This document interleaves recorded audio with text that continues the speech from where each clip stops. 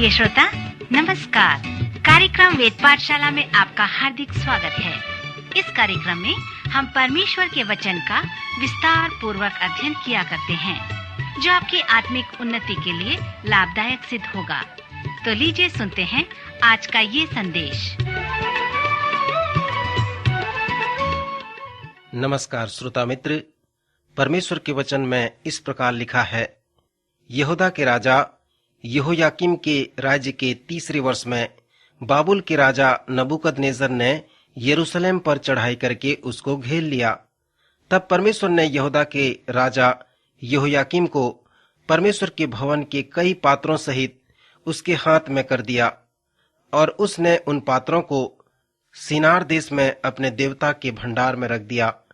तब उस राजा ने अपने खोजों के प्रधान अस्पनज को आज्ञा दी कि इस्राएली राजपुत्रों और प्रतिष्ठित पुरुषों में से ऐसे कई जवानों को ला, जो निर्दोष, सुंदर और सब प्रकार की बुद्धि में प्रवीण और ज्ञान में निपुण और विद्वान और राजमंदिर में हाजिर रहने योग्य हों, और उन्हें कसदियों के शास्त्र और भाषा की शिक्षा दे। और राजा ने आज्ञा दी कि उसके भोजन और पीने के दाखमधु में से उन्हें प्रतिदिन खाने पीने को दिया जाए। इस प्रकार 3 वर्ष तक उनका पालन पोषण होता रहे। तब उसके बाद वे राजा के सामने हाजिर किए जाएं। उनमें यहूदा की संतान से चुने हुए दानियेल, हनन्याह, मिशाएल और अजरिया नाम यहूदी थे, और खोजों के प्रधान ने उनके दूसरे नाम रखे, अर्थात दानियेल का नाम उसने बेलतस्सर, हनन्याह का नाम सदरक, मिशाएल का नाम मेशक और अजरिया का नाम अब्देनगो रखा। परंतु दानियेल ने अपने मन में ठान लिया कि वह राजा का भोजन खाकर और उसके पीने का दाखमधु पीकर अपवित्र न होए। श्रोता मित्र, वेद पाठशाला की इस कक्षा में हम आपका स्वागत करते हैं। इन दिनों में हम पुराने नियम से नबियों की पुस्तक का सर्वेक्षण कर रहे हैं। यह कक्षा संपूर्ण पवित्र शास्त्र अर्थात उत्पत्ति से प्रकाशित वाक्य तक के सर्वेक्षण का एक भाग है। अभी जो वचन मैंने पढ़ा वो हमें दानियेल की पुस्तक में मिलता है। पवित्र शास्त्र में दानियेल चौथा बड़ा नबी है और बंधुआई के समय का तीसरा नबी है। जैसे पहले मैंने आपको बताया था कि यरूशलेम का पतन होने के लिए लगभग 20 वर्ष लग गए। प्रथम बार जब यरूशलेम का पतन हुआ तब यहोयाकीम वहां पर राजा था, और उस समय कुछ गिने चुने नागरिक बाबुल की बंधुआई में ले लिए गए। यहोयाकीम अपने आप को नबूकदनेस्सर के हाथ में सौंप दिया, और इस्राएल में 3 वर्ष तक उसने नबूकदनेस्सर की सेवा की। उसने नबूकदनेस्सर को कर भी पटाया, परंतु यरूशलेम का जो पतन हुआ था 20 वर्ष तक उसका दुख कम नहीं हुआ। 3 वर्ष के बाद यहोयाकीम ने नबूकदनेस्सर के विरुद्ध में विद्रोह किया। जब यहोयाकीम का छोटा पुत्र यहोयाचीन शहर को सौंप दिया तब शहर दूसरी बार जीत लिया गया, और उसी समय यहोयाकीम का भाई अर्थात सिदकिय्याह राजा बना दिया गया। इसने भी 11 वर्ष तक राज्य किया और विद्रोह करने लगा, और तब फिर से शहर जीत लिया गया। यरूशलेम पर यह तीसरा विजय एक रूपकात्मक विजय था। शहर चौरस बन गया था। वृद्ध, बीमार व यिर्मयाह नबी को छोड़कर सभी नागरिक बाबुल की बंधुआई में ले लिए गए थे। दानियेल की पुस्तक में हम देखते हैं कि जब प्रथम बार यरूशलेम का पतन हुआ तब वह लगभग 14 वर्ष का था। बाबुल में अच्छे आचरण के महान लोग नहीं थे, परंतु जैसे मैंने विवरण पढ़ा कि कुछ खास लोग चुने गए थे, जैसे दानियेल और उसके मित्र। नबूकदनेस्सर ने अपने खोजों के प्रधान अस्पनज को आज्ञा दी थी कि मुझे राजपुत्रों और प्रतिष्ठित पुरुषों और ऐसे जवानों की आवश्यकता है जो सुंदर, निर्दोष, बुद्धि में प्रवीण और ज्ञान में निपुण हों। उसके कहने का तात्पर्य यह था कि मुझे कोई याजक या नबी या फिर कोई धार्मिक मनुष्य की आवश्यकता नहीं है, परंतु मुझे बुद्धि व ज्ञान से निपुण और अच्छे विद्यार्थी और सुंदर और निर्दोष और पवित्र हों, ऐसे जवानों की आवश्यकता है। सो इस परिस्थिति में दानियेल और उसके 3 मित्र बाबुल ले लिए गए। सो परमेश्वर की इच्छा से वे वहां पर अच्छे से रहे। 9 वर्ष के बाद यहेजकेल बाबुल में नहीं गया। फिर तीसरे विजय के बाद वो बंधुआई में गया।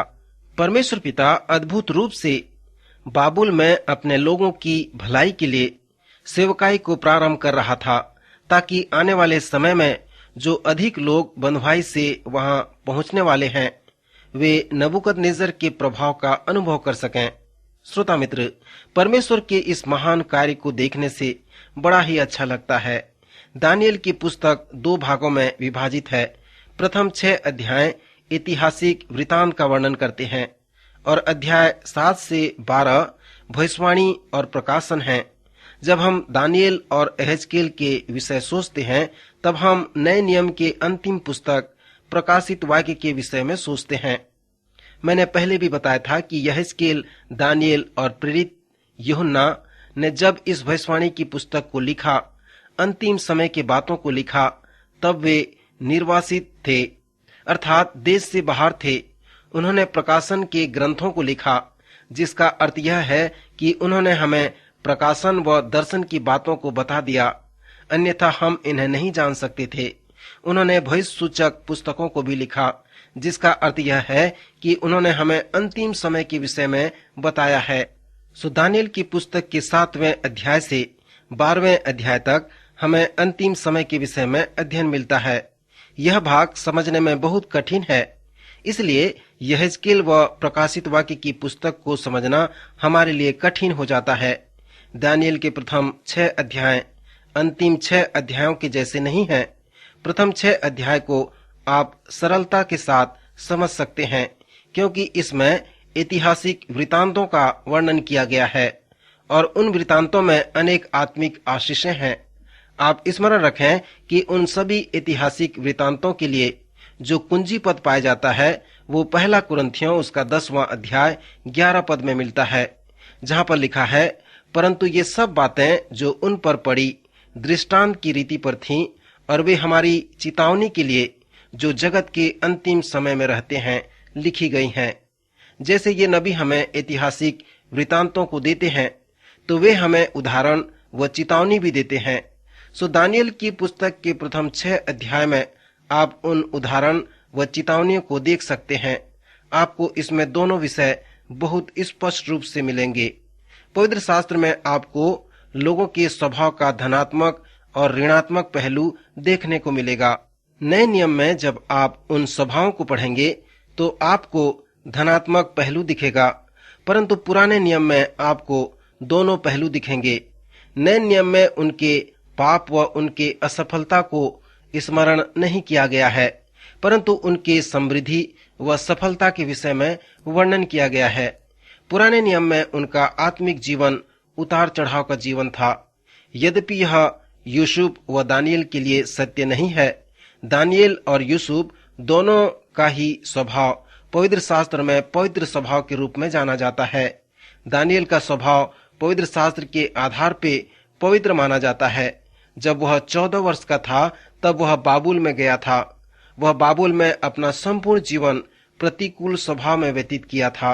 वह नबूकदनेस्सर व उसके पुत्र बेलशस्सर के समय में भी वह टिके रहा और जीवित रहा, और दारामादी और कुस्रू महान के समय में भी जीवन व्यतीत किया, और बाबुल द्वारा बंधुआई के संपूर्ण 70 वर्ष के समय तक वह जीवन व्यतीत किया। वह बहुत वृद्ध व दुर्बल हो गया था, परंतु उसने उनके बंधुआई से वापस आने को देख सका। यद्यपि दानियल उस समय 14 वर्ष का था, फिर भी यह उसका कार्य था जिसने लोगों की अगुवाई की कि कैसे वे बंधुआई का सामना कर सकें। उसने बहुत ही अलौकिक रूप से बंधुआई का सामना किया।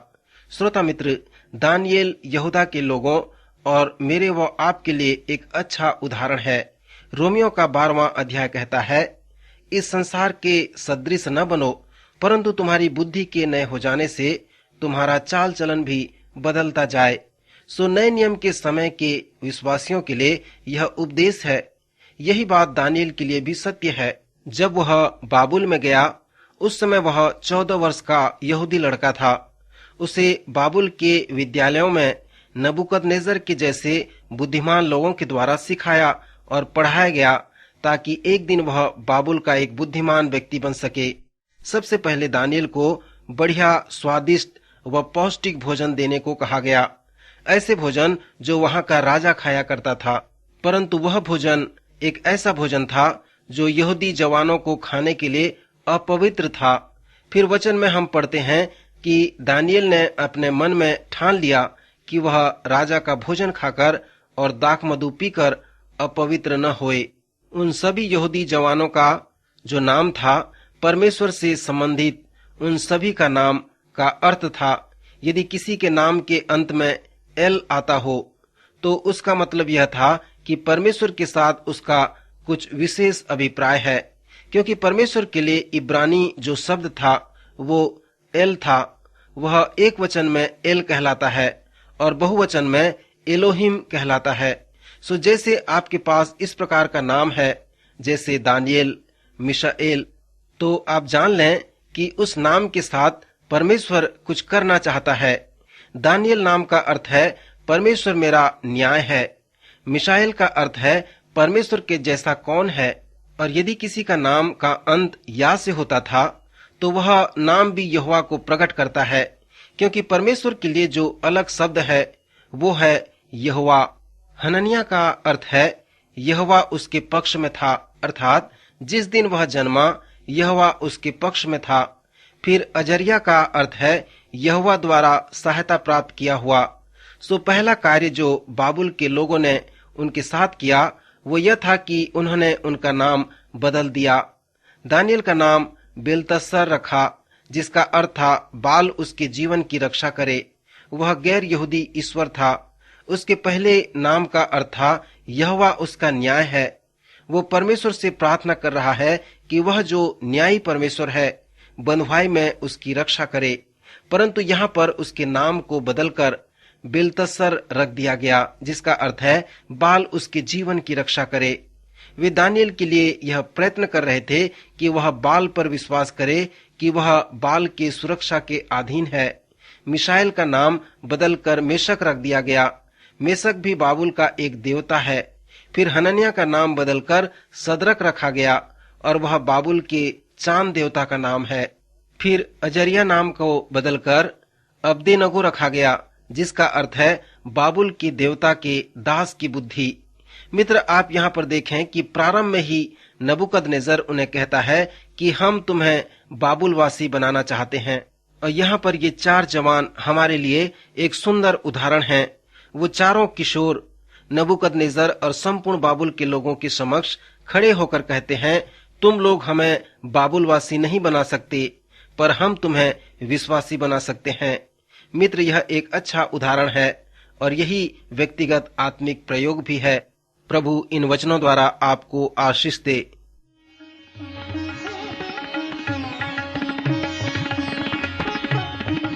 अभी आप सुन रहे थे कार्यक्रम वेद पाठशाला। श्रोता, हमें विश्वास है कि इस कार्यक्रम के द्वारा आपको आशीष मिली है।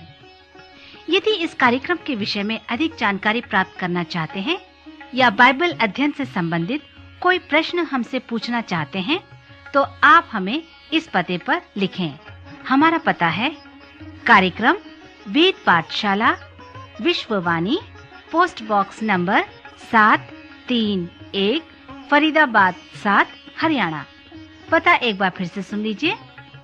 कार्यक्रम Ved Pathshala, Vishwavani, post box number 731, Faridabad 7, Haryana. तो इसी के साथ आज के कार्यक्रम का समय यहीं पर समाप्त होता है। अगले कार्यक्रम में आपसे फिर भेंट होगी। तब तक के लिए हमें आज्ञा दीजिए। नमस्कार।